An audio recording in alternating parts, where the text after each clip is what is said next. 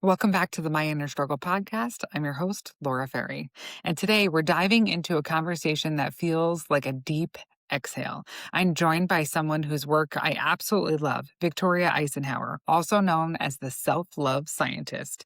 Victoria has this incredible way of taking something as big and sometimes overwhelming as self-love and breaking it down into real human moments, the small, everyday experiments that help us understand ourselves better. In this episode, we talk about the parts of self-love that don't show up on Instagram, the rewriting, the curiosity, the nervous system work, and what it actually looks like to build a relationship with yourself you can trust. So settle in, breathe, and let this conversation meet you exactly where you are. And when you're ready, grab a cup of coffee and come get uncomfortable with me.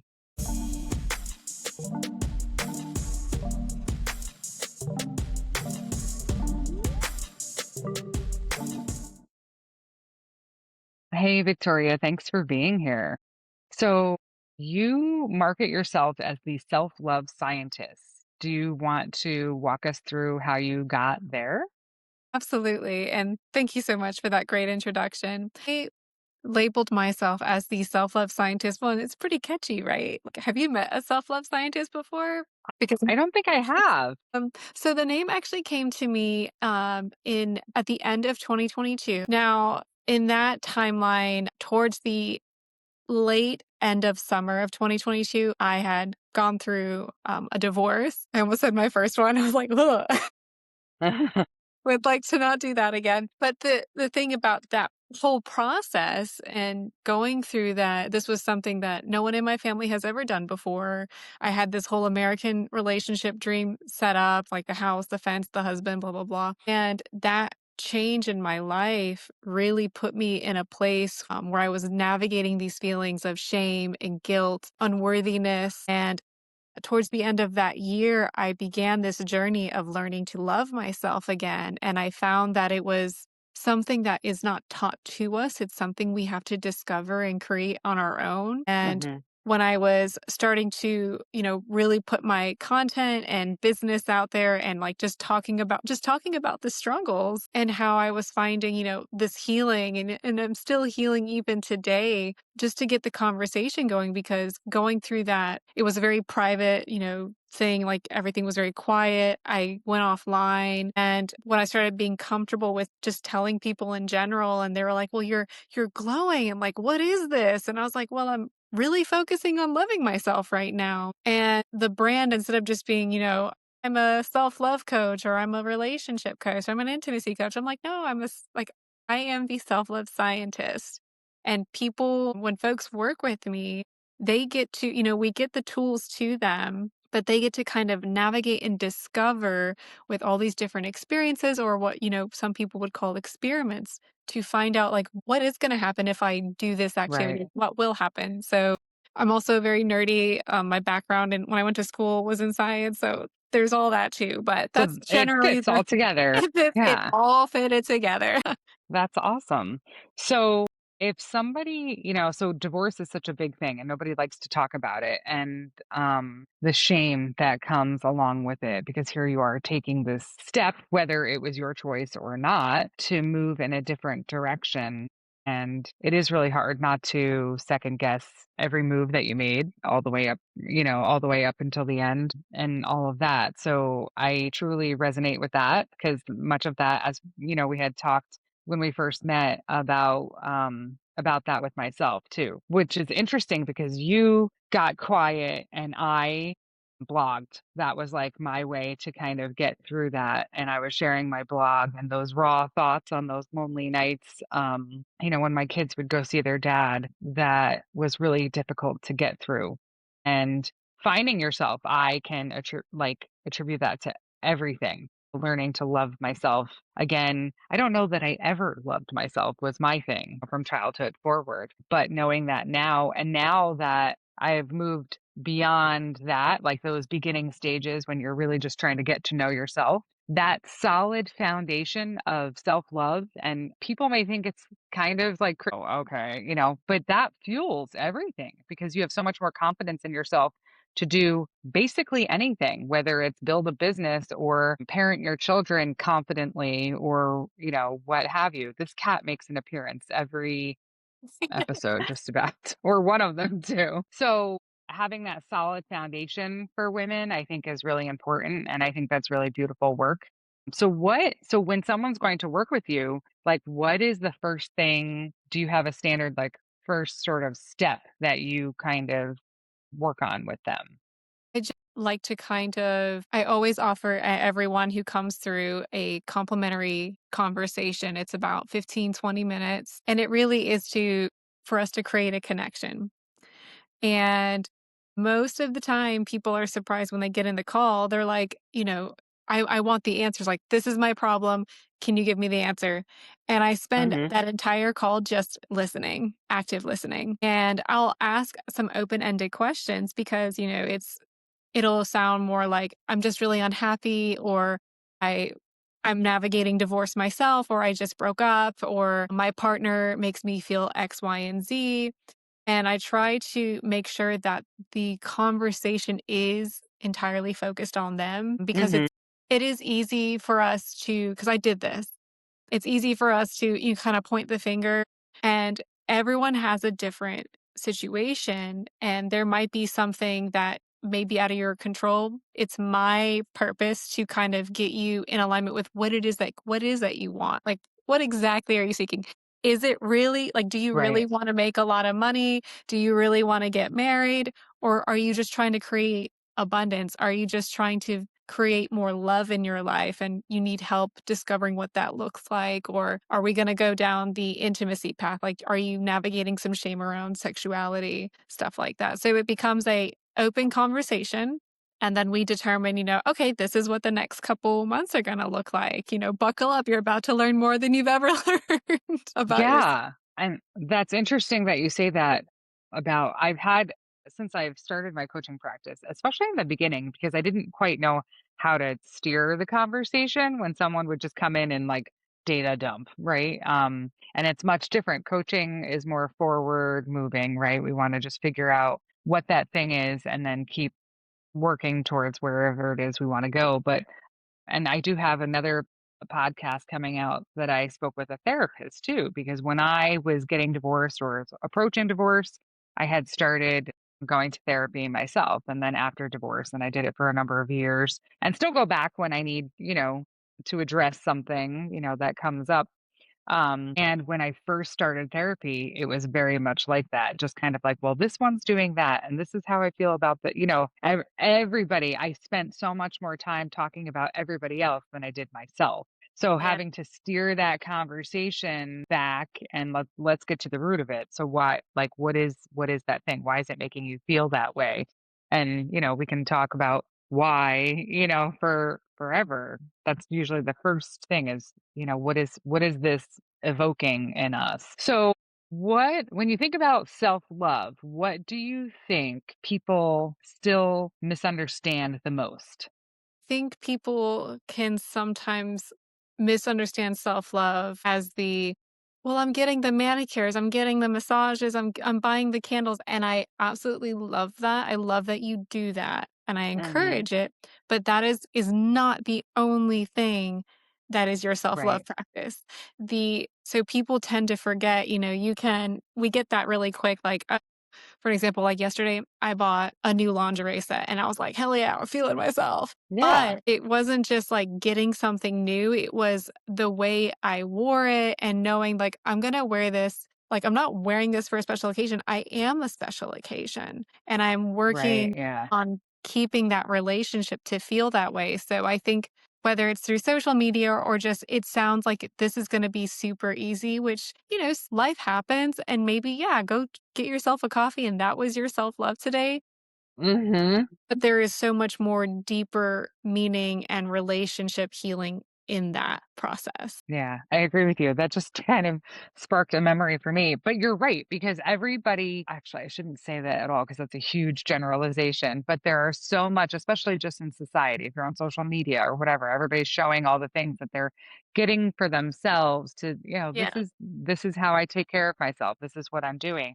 And I think what changed a lot for me was the fact that when I was going through my divorce, when I was rediscovering myself, I didn't have the budget to just buy whatever I wanted either. So you really had to kind of work within your means. And I can remember actually, it was my ex-boyfriend, actually. I can remember sending him a picture of my coffee, and I was like, "I just bought this, like, $7 coffee," and he's like, "Oh, what's the special occasion?" And I said, "Me, I'm the special occasion." And I Yeah. thoroughly enjoyed that and felt like I deserved it, and I think I sipped it while I was getting a pedicure. And those are all great things, but you really need to dig into yourself. Your lingerie, example is the perfect example because it's that feeling that evokes in you when you wear it, whether you're wearing it for yourself or someone else. It's giving you that confidence.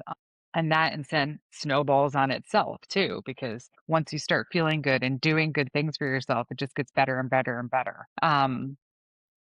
What is if you had so in all of your journey, say your journey getting here, what's one belief that about yourself that you had to completely rewrite in your self-love journey? Ooh, that's a really good question. I think the biggest one that stood out to me when you said it was and this was kinda like the darkest night. This is when I finally just allowed myself to fall apart, and that was Mhm. learning to recreating and rewriting my version of what love looks and feels like to me, and knowing that I am worthy and deserving of unconditional love. And it's not something I have to seek outside myself through others. It is something I am fully capable of creating and experiencing myself if I'm willing to meet myself in all these different parts. Because for so long I was just kind of looking outside of myself for that. Like, I just want, I just want to feel worthy. And like, why don't you love me? Right. And it's just Yeah. when you catch yourself doing that, you're like, whoa, hold on a second. Yeah. There's a lot of stuff underneath that. And I think for me, part of this process is understanding like, oh, that didn't work out, or even dating in general. It's like, it's okay that I said no because I know I hold myself to these standards, and because Mhm. I'm just not willing to settle for breadcrumbs, and I'm not doing that. I'm not chasing. I'm attracting and I'm pulling in, and I have my head up high, and that's because I know I'm working towards like and still just creating that loving relationship. So I think for me it was rewriting, what does it look like to love me, and how can I create this loving relationship with myself so that eventually, which I have, open up love and give to others. Because if there's anything we're so good at, especially for women, is like, oh no, let me just put myself on the back burner and take care of everybody Right. else, and then do even like 15 to 25% more of myself. And I haven't even thought about like, what did I do for myself today? How, like, when you go to bed at night, like, did you feel loved? But did you feel loved? What did that and forgive me if this is too personal, but what did that moment look like for you? Can you paint a picture? The moment of recognizing like the That unlovable, unworthy. yeah, that kind of like bottom moment where you were like, that was the epiphany. Uh, Oh, I can describe it perfectly. Like, it's just one of those things where it's like, it was a pivot. I was in my house, I was in my manifested beautiful home in the bathroom, sobbing. I was by myself with the exception of my dogs. And I remember just laying there and just, this was not the first time that I was on the floor crying and feeling so sorry for myself and completely abandoned, and and it was like a mix of a lot of emotions. Like, I felt sad and hurt and angry for being like, "Why am I here again? This is awful." Mhm. And it was this moment of just I remember laying there because I'll never forget, like, I can still feel it, like, today I can put myself back there and I can feel the cold floor because I just got out of the shower, and I remember feeling the cold floor and just letting myself have this deep, moaning heart cry, like, my heart was pouring out. I had finally accepted that at this point in my life, this was not where I wanted to be, this is not the relationship I wanted, and it was this silent moment where deep within my body, I could feel this, "I've got me." Like, even though I feel this, and then it was this sudden, you can call it spiritual awakening, you can call it speaking through your inner higher self, and it was just this simple word of, "I've got me." And I swear Mhm. I sat up and I stopped crying and I felt this weight off my chest and I realized that by accepting the reality I was in for, even though it was just a terrifying, awful feeling, but knowing that what I felt did not mean it was true. It's like, I know I feel this way, but that doesn't mean I'm unworthy. And that doesn't mean there's Right. not enough. There is so much available if I let myself, if I recognize that, wait a minute, I am whole and enough on my own. And it was like this huge epiphany, and from there was a journey of having these very tough conversations, building the courage to tell this person, I'm out, I'm gone, and it was that moment where I finally realized, because you have to, it was a choice. It was like, whether if I turn left at this crossroad, I knew deep down I would be here again. I knew it. I knew it, whether it was days from now, weeks, I would be in the bathroom sobbing, just sobbing. And it hurt so much because it was like, this is not what I want. And if I turned right, it was like, you have to be ready to do something scary, yet there is this feeling of hope and faith that you're like, but it's going to be okay. There is a light there, and it's just, are you willing to take that leap? Are you willing to take that step? And mind was like, I'm already there. Like, we already made the mind up. Like, my brain knew what it Mhm. wanted, but it was just like, am I physically willing to meet myself there? You Right. know? I had a really good friend, Jennifer, if she's watching, who, when I was going through that, because there was divorce and then I had one relationship after that. And that was a very healing experience. It didn't end the way I wanted it to, but that was the one I think that pushed me the hardest to do, to really, really look within, or it was like a whole other level. But I remember going through that and, crying on the phone to her or whatever, and she's like, your heart and your head need to match up. And when that happens, that's when, you know, um, you'll make it to the next step. And that still rings through my head because this is years ago at this point. But she's right. And when I talk to so many other people, because objectively, this is not working. I am going to wind up here again. And I did the same thing in my marriage too. I would kind of get to these points where it was like, this is really scary. This is not working. I keep asking for the same thing. Nothing's changing, year after year after year. And you just kind of wait and just, but it wasn't changing. And so it's kind of cool. And I don't know if I mean, you probably can say the same thing. I don't know what the time span has been, but the amount of time that I waited in my marriage, for things to get better after, and being communicative about those things versus the time that I waited in this other relationship was like a fraction. Cause I already like, cause you can listen to your intuition so much better. And, Mhm. and even now, like dating, like I kind of know, whether I can't even say that I'm dating, but you're like, it's like your spidey senses get better and better the more you love yourself and know your own worth, without a doubt. Because that's like a big thing is like dating now. When you talk to people, they're like, oh, there's no good people out there. And I think you need to get a better detector is basically what it is. Sure, as we age, the pool is smaller, but if we know ourselves and can trust our own intuition, we'll be attracting those maybe more evolved humans into our life. So I want to ask you, so from that moment on the bathroom floor, like how has that shown you like moving forward? Like have you entered another relationship where you were able to not lose yourself and commit to still loving yourself, or are you still in that, on that journey?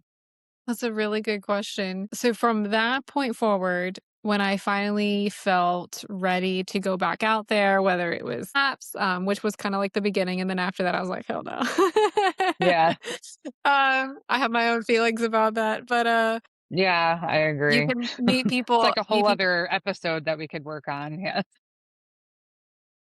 The interesting thing though, because I was on apps, I met people in person, and I was able to enjoy partners that were it was just sometimes it would blow my mind, like, I'll never forget some people I met, and I was like, "This is exactly the kind of dates I was looking for. This is the kind of pursuing I wanted."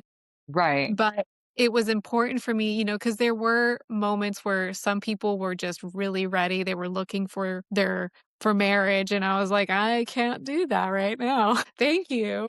And there were moments where, I was able to communicate that and end things on a very healthy term. There were people that I dated, and it was a moment I would have to say, like, I could probably do another episode on my dating diaries after Mhm. divorce, but I do think there were instances where I would date people, and there were just these small, like, inklings, intuition where I was like, "Actually, I can't be with this person anymore." There were some situations where it was you start to see people for who they are. And then Right. again, you mentioned it, like, don't get lost in the relationship. And it's a matter of, is this something I really want? And it's so important to understand, like, what I think, and I tell this people all the time, what are your intentions? Are you just dating because you want to date and have fun?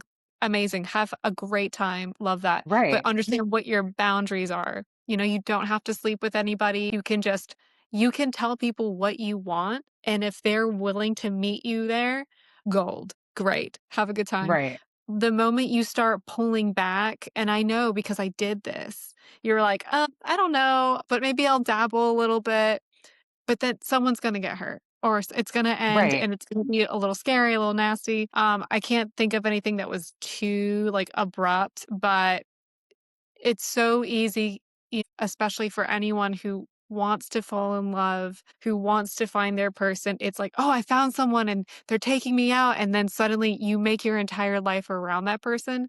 You gotta pull back for a second and realize, like, this is about you too. Right. And I was able to, in the beginning, I was like, "Well, this is great. This is fun." But then when I started becoming a little more picky and recognizing, like, as one of my really close friends would tell me, when my friends and I would hang out, the way they would treat me, the way I would feel with them is exactly how you should mirror it with your romantic partners. It's Mhm. like, do you enjoy who you are with them? And so those are some really great things to keep in mind. And those are things I would think about. And I have, whether it was a few months or almost a year when it comes to dating or being in a relationship, I would sit there and be like, can I be myself? Am I holding back anything? And I was able to, at some point I was in a relationship and it was so wonderful to have that emotional connection. And then with emotional safety and communication, intimacy just amazing. It's absolutely like fire. Yeah, So, I can't wait for that day. and I think there's a lot that, people think dating doesn't have to be hard. It really doesn't. But like you said, like, we have to understand, what your intentions are. And you have to check in with yourself. For me, I have mood boards, I've got experiences, and I read a lot and I talk with people, and you can make it fun, but you also make sure you don't get lost and completely wrap your entire life around that person unless there is some kind of balance and it's being reciprocated. The reciprocated and receive, give, Yeah. receive. Like, that's Right. so, so important. I could go forever. So, Yeah. No, no. I think it's great. You hit the nail on the head because that was for the last few years, letting go of all of these unreciprocal relationships. And it wasn't just romantic relationships, it was friendships that you realize that you're always the one initiating, that you're always there for them, but they can't answer the phone when you call, and sometimes it's family, sometimes it's friends, sometimes it is a romantic interest. And letting go of those unreciprocal relationships lessens the turmoil that we have within ourselves because we're sitting here trying to fit into this box that they're putting us in, but we don't necessarily fit into. So I think what you said too is like, do you like yourself when you're with them? That's like a big thing. And that can be for anything, anybody, whether it's, I don't know if you do a lot of networking like for your business or anything like that, but like there's all those Yep. types of things too. Like you enter a room and you know, like, yeah, I really don't belong here, or it's just like not your people. And so for the last year, I think building my business and like building the podcast and all those other things that I'm doing too, that's been eye opening. But one of my biggest fears, I think, moving into a relationship, hopefully, is not losing myself in a relationship because I did that. I was married for a really long time. I was married for 17 years and we had been together like 19. That's just about half my life. And then in the relationship that I had after, I was such a fixer and I've evolved so much more since then. But I think there's only so much we can do on our own until we're actually in a relationship. And then there's that more of that communication and healing and all of that. So I'm a little nervous about that, being open. This is the first time that I've been open and I'm just kind of talking about it now to actually receive love, from an outside source. I think than I have like in years because I took I'm slow, I think, is part of it is I'm a slow mover, and it took me a long time to sort of get through the pain for one, and then also just, having my not having it not be a focus because I'm so busy doing other things that the apps maybe because I am on one right now, so that's been not that painful because I'm not really paying that much attention to it because it's just a piece of it. It's not my whole self. Whereas when right after I got divorced, I'm like on there incessantly, looking and searching and finding. And I think it's just different now because you attract, what it is, that vibe that you're putting out. So hopefully some of that made sense. I'm not sure. It But does. It completely does. And like you said a really good point that I think most people don't think about. And I myself, like I went through a breakup recently and I was like, you know what? And I had this phone call actually with my aunt and I love her for it. She was like, it's okay that you're taking your time because you're being more wise about it. And it's okay, like, cause when we want to open ourselves up to love. Like you said, you're like, "Okay, I'm ready, but I'm not ready." It's not right, that you're slow, it's just that we've been wounded. right. So now we're being extra cautious, which is absolutely okay, and we can ease and ooze into anything that we want, and that person who's like, "I'm ready to love you." And it's like, "Okay, awesome, but can you be And I'm patient like, with me 'cause "Ah," I'm being patient with myself because that's what you deserve. Like you deserve, love is like this huge, like it's an action, it's a feeling, but it's also something that you have complete control over. When you're ready to receive it, you can have it whenever you want. Yeah, I agree. So I feel like we could talk we could talk all day. So when you and I'm maybe I'll end on this note too. So when someone is in a relationship and they aren't really sure or they know but they're having a hard time trusting their instincts. Our body is our best indicator too. So if you're waking up feeling sick, if you're waking up, just unsure of everything and you just keep pushing it down and pushing it down. What advice would you give that woman today if she has this feeling, I'm in the wrong place, my body feels it. What like one piece or first step of advice would you give to that woman? Not to make it too hard. No, no, no. This is good. It's good. Because there's being in that position, again, like you and I both know what that's like. You and I both know how it feels like to you're in a relationship and there's so much coming up right now. Like there's a lot of feelings happening for you and your body, you said it very well. Your body is physically reacting to the intensity, to the trauma, to the stress that this is causing you. And my advice would be, don't suppress it. I think you should give yourself a few minutes or even seconds. Maybe you need to cry. let yourself cry, let yourself mourn with the realization and acceptance that this is not where you want to be. And that in itself is so big. It's nothing where it's like you have to swallow your pride and just accept for the things that's just the way it is. No, absolutely not. It doesn't have to be that way. Exactly. Your Yeah. body is telling you, like, I don't want to be here anymore. And you giving yourself that first few minutes, whether you're crying or for me, when I get angry, I want to go for a run or go outside Mhm. and go for a walk. Just create a little bit of grace and safety for yourself in that moment and understand that what you're feeling is completely valid. There is nothing wrong with something coming to an end.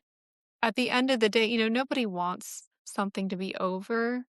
However, you could do more harm by staying where you are, whether it's to yourself or to that other person, because Right. for me, it's not fair that I'm taking up space for someone who would fit what he's looking for as I was. And for the woman who's like, I feel nauseated or I have knots in my stomach, my throat hurts. It is okay to finally realize that this isn't where I want to be. And I would say give yourself that cry. Be angry. Like fuck, like that sucks. It does suck. It does But suck. then think about the fact that you just gave yourself, which may be the first time, you just gave yourself the opportunity to realize that you are more than that. You are worth more than this. And it's going to get easier with time. And that's the first step is recognizing like, okay, what is it that you want? And kind of allow yourself to brain dump it, voice memo it, do what you need to get it out and just kind of step back and look at it. Because sometimes maybe something happens super small, especially in relationships. Anything can happen. Nothing is super perfect, no matter what social media Right. says. So it just depends on what's coming up for you. What exactly did cause this? And dump it, take a step back, is this a pattern? Is this just maybe something went wrong? Something super like you have to be ready to, just be ready for what might come up. And that's what I said in the beginning. Like, just be ready to get to know yourself a little bit more. You owe that to yourself. And no one can buy love for you. You have to start creating that. And that moment where you realize like this is not okay, your heart's going to start healing with you. It's like, thank you for recognizing that I'm not in a safe place, or thank you for realizing that I do deserve X, Y, and Z. And things are going to start shifting big time. I agree. I agree. You put that beautifully. So, as we round out this episode, where can everyone find the self love scientist? You can find the self-love scientist at theselflovescientist.com. That's my website. Perfect. And that is a great way to kind of read a little bit about me. And also, you'll see if you want to jump on a quick call and we can talk. And even if it's to connect, I always offer that ability to say, hey, like, what's going on? Meet me, tell me what's on your heart. And if you'd like to check out socially, I am on Instagram at Victoria_Icenhower. I do a lot of stuff about travel, my podcast as well. Mhm. But And the what is your best way to podcast? love in lattes. Love and Lattes. Perfect. Yeah. And Thank that's you a so really much, great Victoria. yeah. Thank Go ahead. you. This was Sorry. a lot of fun. Oh, no, no, it's fine. I would say if I started the podcast last year, and that is just myself sharing my journey stories, but also I connect with therapists, coaches, speakers, and we talk about self-love, intimacy, relationship. We talk about therapy, trauma. My latest episode I did talks about things that could ruin your relationship, which people don't think about it. And, you know, Right. it's just a casual, warm conversation. Yeah, I have my website and then I'm on Instagram. Awesome. Thank you so much. I loved our conversation. I hope we get to have another one soon. Me too. Thank you so much. This was amazing. Thank you so much for joining me and Victoria in today's conversation. I hope something in this episode landed for you, a reminder, a release, or even just a moment of feeling less alone on your own journey back to yourself. If this episode spoke to you, it would mean so much if you hit subscribe so you never miss a new one. This show grows through connection, and your support helps these conversations reach people who need them. And if you're feeling extra generous, share this episode with a friend, the kind of friend who always meets you with honesty, softness, and heart. Thank you for being here. Thank you for choosing yourself. I am thinking of you and sending you love, and I will see you soon.